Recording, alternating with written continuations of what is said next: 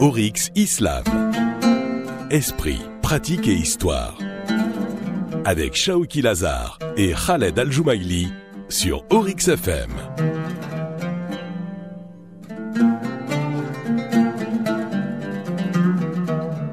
Salam alaikum et bonjour à tous et bienvenue dans Oryx Islam. C'est notre rendez-vous hebdomadaire où on parle de différents sujets liés à la pratique de l'islam. Nous sommes en compagnie de Dr Shawki Al-Azhar de l'université Hamad Ben Khalifa. Dr salam alaikum. Wa alaikum salam. Dr Shawki est directeur adjoint du Centre de recherche sur la législation islamique et l'éthique. Docteur, dans l'épisode précédent, nous avons parlé de la préservation de l'humanité de l'être humain. Aujourd'hui, on parle toujours de la préservation, mais aujourd'hui, on parle de la préservation du sens de la vie. Pour commencer, pourquoi est-ce qu'il est important de donner un sens à sa vie ? Eh bien, une des composantes des plus importantes qui relève de l'humanité de l'humain, c'est que l'humain se donne un but dans sa vie et qu'il estime que son existence dépasse l'instant présent. Donc cela est un attribut humain qui relève de sa constitution essentielle. Et cela est spécifique à l'être humain. L'être humain se projette dans l'avenir et ce sentiment est important, ce sentiment que sa vie a un sens, ce sentiment que qu'il œuvre pour quelque chose, c'est quelque chose d'essentiel, car si cela s'écroule, eh bien c'est toute la vie humaine qui s'écroule, et parce que en fait l'humain perd une partie de son humanité. Et donc c'est essentiel ici que l'être humain préserve ce sentiment-là qui est une composante fondamentale de sa nature profonde. Comment l'islam vise à préserver le sens de la vie ? Eh bien, effectivement, dans l'islam, il y a un nombre d'enseignements et de prescriptions qui ont pour but de préserver le sens que l'humain se donne dans la vie. Par exemple, l'islam, donc le fait que Dieu a rendu le terme de la vie inconnu, c'est-à-dire que l'humain ne sait pas quand est-ce qu'il va mourir. Aucun être humain ne sait exactement quand est-ce qu'il va mourir. Et ça, c'est quelque chose qui est voulu par Dieu. Comme ça, l'humain ne perd pas espoir et comme ça, l'humain continue à se projeter dans l'avenir et à œuvrer dans cette vie et à se fixer des objectifs dans la vie. Il y a aussi le fait que, on sait qu'en islam, la notion de fin du monde, c'est quelque chose de très présent, mais malgré ça, personne ne connaît quand est-ce que la fin du monde va advenir. Le seul qui connaît quand est-ce que adviendra la fin du monde, c'est Dieu. Et ça, la raison pour cela, encore une fois, c'est que l'humain continue à œuvrer, continue à se projeter, continue à planifier et se donner un sens dans la vie. Parce que s'il sait exactement quand est-ce que ce sera la fin du monde, eh bien, il va peut-être tout lâcher, il va peut-être perdre espoir et il va peut-être perdre tout sens dans la vie en attendant que les choses se terminent. Et donc ça, c'est une des raisons aussi pour lesquelles l'islam n'a pas mis en évidence effectivement ces éléments-là. Il y a aussi le fait que l'islam nous demande d'œuvrer et de planifier, même si cette action-là n'aura pas de résultat. Par exemple, dans un hadith, le prophète sallallahu alayhi wa sallam nous dit إن قامت الساعة وبيد أحدكم فسيلة فإن استطاع ألا تقوم حتى يغرسها فليغرسها. C'est-à-dire, si l'heure advient, si c'est la fin du monde, et que vous avez dans vos mains un pouce, donc un petit arbre, et que vous pouvez le planter avant que tout finisse, eh bien faites-le. Donc ici, le prophète sallallahu alayhi wa sallam nous ordonne de continuer à œuvrer, même si c'est la fin du monde et que il n'y aura pas de résultat. Mais quel est le but d'œuvrer pour quelque chose qui n'aura pas de résultat ? Eh bien, ici, le but, c'est que l'être humain, continue à agir et continue à se projeter parce que c'est quelque chose qui relève de sa nature profonde. Donc ici, on préserve ce qu'on est en tant qu'être humain. Même si on sait qu'il n'y aura pas de résultat, eh bien, on garde espoir. On garde cette chose en nous qui est ce sens qu'on se donne dans la vie intact en tant qu'être humain. Et on garde cet espoir et on agit parce qu'en islam aussi on agit même sans attendre les résultats. L'objectif, c'est l'intention qu'on a. même si il n'y aura pas de résultat, mais on sait que Dieu nous récompense selon notre intention et pas selon le résultat. Donc on peut par exemple agir toute sa vie avec une intention de faire le bien sans réaliser quoi que ce soit, mais on a agi avec une intention qui est sincère, eh bien Dieu nous récompensera selon l'intention. Et donc ici, voilà, le but, même si on sait qu'il n'y aura pas de résultat, le but c'est effectivement de garder cette composante qui est le fait de donner un sens à sa vie, de garder ça vivant, et dans tous les cas, c'est Dieu récompense selon l'intention. Aussi, c'est pour cela que le Coran n'a pas détaillé les choses qui sont à même à décourager l'être humain dans l'accomplissement de son objectif, ou desquels ne va pas découler d'action. Par exemple, on connaît la question du Dajjal. Du Dajjal, c'est le faux, c'est un imposteur qui va venir à la fin du monde. Dans la tradition chrétienne, il s'appelle l'Antéchrist. Dans l'islam, c'est faux de dire Antichrist. Le Masih al-Dajjal, le Masih min masaha, ça veut dire que son œil, il est effacé, donc il est borgne. Mais ça ne veut pas dire que c'est l'Antichrist. C'est souvent une fausse conception chez les musulmans de dire que c'est l'Antichrist. Parce que le Dajjal, quand il viendra, il ne va pas dire qu'il est Jésus. Il va dire qu'il est Dieu. Donc il ne va pas se faire passer pour Jésus, il va se faire passer pour Dieu. Donc c'est juste une nuance. Mais effectivement, le Coran n'en parle pas. On a plusieurs hadiths, bien sûr, qui en parlent, mais le Coran n'en parle pas. Et une des raisons, c'est que le Coran n'en parle pas parce qu'il n'y a pas beaucoup d'actions qui vont découler de cela. Donc le Coran se focalise sur les choses dont va découler l'action. Et les choses qui ne décourageront pas l'être humain dans sa volonté d'agir et dans sa projection dans l'avenir. Bien sûr, le hadith en parle, la sunna en parle, mais souvent, aujourd'hui, il y a souvent une exagération. On parle beaucoup de Masih ad-Dajjal, etc., mais il y a une exagération parce que le but, justement, de nous parler donc le but de ce que certains appellent l'eschatologie, donc c'est-à-dire les événements de la fin du monde, c'est justement pour que l'humain agisse et se prépare à cela. Donc, comment on se prépare à cela? C'est en agissant ici. C'est pas en attendant que ça se passe.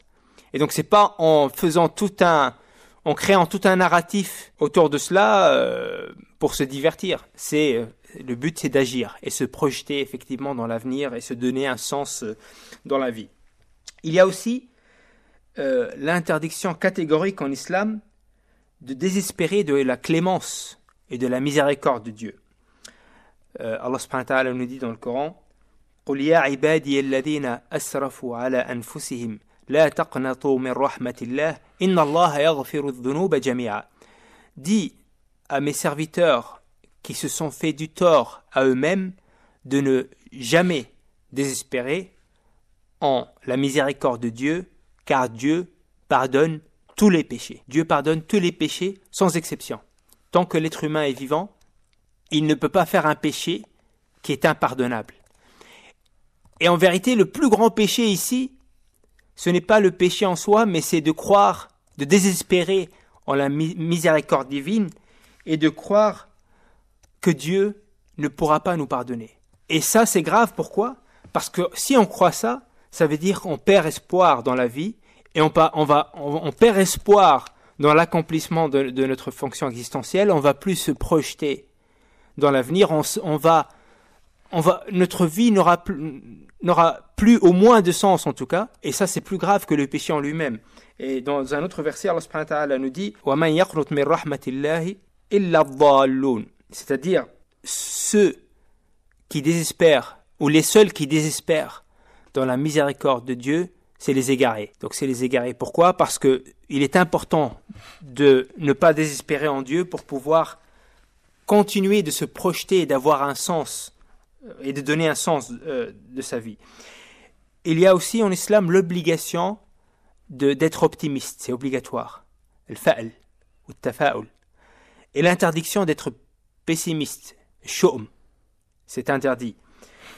Et dans un hadith, le prophète sallallahu alayhi wa sallam nous dit, un hadith qudusi, le prophète sallallahu alayhi wa sallam dit: Ana 'inda dhanni 'abdi bi, falyadhunna bi ma yasha. Donc c'est-à-dire, je suis selon l'idée que se fait mon serviteur de moi. Je suis selon l'idée que le serviteur... C'est ce que Dieu se dit. Voilà, c'est ce que Dieu dit. Je suis selon l'idée que le serviteur se fait de moi. Donc si l'idée que tu as de Dieu, c'est que Dieu va te donner un avenir brillant, c'est que Dieu va t'aider si tu es malade, Dieu va te guérir si tu es malade, Dieu va t'enrichir si tu as besoin d'argent, Dieu va si tu as un problème familial, Dieu va t'aider, etc. Si c'est ça l'impression et l'idée que tu as de Dieu, eh bien c'est ce que Dieu donnera. Dieu est selon l'idée que tu te fais de lui. Et si c'est le contraire, si tu es pessimiste et tu crois que voilà, tout est raté, je suis trop malade, je ne vais pas m'en sortir, etc., eh bien c'est ce que tu auras. Donc il faut être optimiste. Il y a une histoire où le prophète sallallahu alayhi wa sallam va voir un compagnon qui était malade, qui était âgé, et la fièvre s'est emparée de lui, et le prophète sallallahu alayhi wa sallam lui a dit « Tahurun insha'Allah ».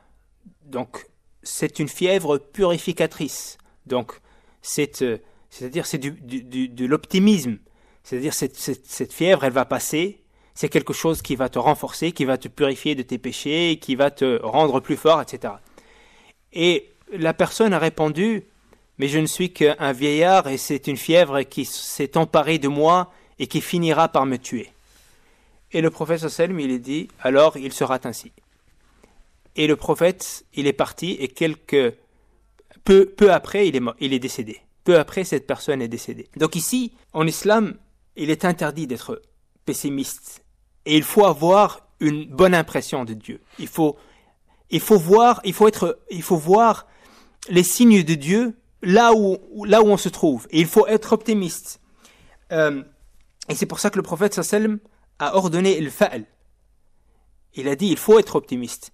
Et le prophète sallallahu alayhi wa sallam, par exemple, lorsqu'il entendait un non, il cherchait en fait les signes de Dieu. Il cherchait à être optimiste à travers des petites choses, comme ça, par exemple, un non, dans Sulh al-Hudaybiyah. Donc, il y avait un problème avec les polythéistes de la Mecque. Et donc, le prophète et les compagnons, sallallahu alayhi wa sallam, ils sont partis pour faire le pèlerinage et ils se sont retrouvés bloqués. Et donc il y a eu des négociations qui n'ont pas abouti. Et un délégué des polythéistes est venu et pour essayer de régler le problème et trouver un accord.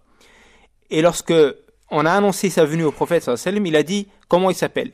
Ils lui ont dit Suhail, c'est-à-dire en français va dire le facile. Le facile, c'est la traduction du nom. Et le prophète sallallahu alayhi wa sallam, il a dit alors ce sera facile. Donc vous voyez comment il était optimiste parce que il voyait en ça un signe de Dieu. Dieu a envoyé quelqu'un qui s'appelle Suhail, ça veut dire que Dieu me dit ce sera facile. Donc il faut voir dans tout ce qui est autour de nous, il faut essayer d'entrevoir les signes de Dieu et d'être optimiste. Et c'est pour ça que certains savants disent l'optimisme, c'est par exemple si tu es malade et tu entends quelqu'un dans la rue appeler son ami qui s'appelle Salim, il dit Ya Salim, il faut voir ça comme un signe de Dieu. Salim, ça veut dire saint, quelqu'un qui est saint. Eh bien, il faut voir ça comme un signe de Dieu qui nous dit tu vas guérir. Puisque on a entendu quelqu'un appeler son ami Salim. Et donc, il faut partir du principe que c'est Dieu qui te parle et te dit que tu vas guérir. C'est ça, tafa'ul. Donc c'est vraiment être positif, être optimiste, oui. Optimiste et positif. Mais il y a des gens qui perdent l'espoir à point qu'ils décident de suicider. Comme le fait de suicider dans l'islam, comment est-ce qu'elle est traitée? Comment est-ce qu'elle est eh bien, réaction de l'islam par rapport à ça? L'islam interdit le suicide et ça fait partie aussi de ces dispositions, ces moyens qui font en sorte que l'humain ne perde pas espoir dans la vie. C'est l'interdiction du suicide. Allah subhanahu wa ta'ala nous dit dans le Coran وَلَا تَقْتُلُوا أَنفُسَكُمْ إِنَّ اللَّهَ كَانَ بِكُمْ رَحِيمًا. Ne vous suicidez pas, car Allah est miséricordieux envers vous. Donc ici, Allah nous dit, même si vous êtes dans une situation où vous n'avez plus aucune perspective d'avenir, aucun espoir dans l'avenir, votre vie n'a plus aucun sens, eh bien ne le faites pas. Inna Allah kana bikum rahima. Sachez que Dieu est miséricordieux envers vous et vous allez trouver une voie gardez espoir, gardez confiance en Dieu et vous allez voir que après cette difficulté, Dieu vous ouvrira la voie et vous trouverez le sens dans votre vie. Donc ici, le suicide, effectivement, c'est quelque chose qui est interdit et le musulman, il sait que c'est grave. Donc, c'est-à-dire, il sait que pourquoi c'est grave aussi? Parce qu'on perd espoir en Dieu. On l'a dit tout à l'heure. Il faut avoir une bonne impression de Dieu. Il faut faire confiance en Dieu et croire et être convaincu que Dieu pardonne, que Dieu ouvre la voie et que Dieu ne laissera pas son serviteur dans cette situation-là. Donc, avoir, comme le dit le hadith, avoir une bonne impression de Dieu. Avoir confiance en Dieu. C'est ça la logique qu'il y a derrière. Donc, docteur, est-ce que c'est lui qui se suicide? Va-t-il en enfer ou pas? Dans le même verset, Dieu nous dit, dans la continuité du verset, وَمَنْ يَفْعَلْ ذَلِكَ عُدْوَانًا وَظُلْمًا فَسَوْفَ نُصْلِيهِ نَارًا. Celui qui fait cela injustement, ou bien celui qui fait cela injustement, oui, eh bien on va lui faire goûter de l'enfer.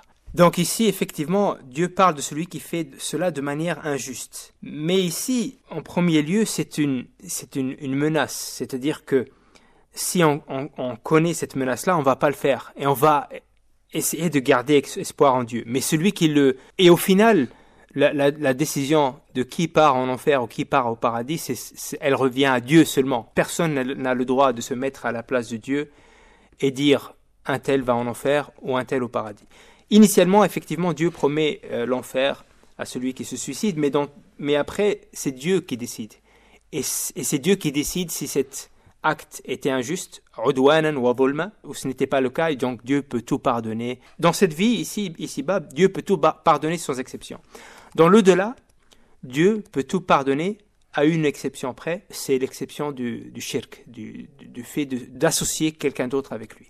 Très bien. Donc, Dr Chawqi, merci beaucoup. Nous avons aujourd'hui terminé de parler de la préservation du sens de la vie. On est arrivé à la fin de cette émission. Dr Chawqi, merci beaucoup. Chers auditeurs, merci beaucoup de nous avoir suivis. Le rendez-vous, Inch'Allah, ce sera la semaine prochaine. Merci. Oryx Islam. Esprit, pratique et histoire. Oryx Islam avec Shawqi Lazar et Khaled Al-Joumaili tous les vendredis à 12h et les samedis à 6h05.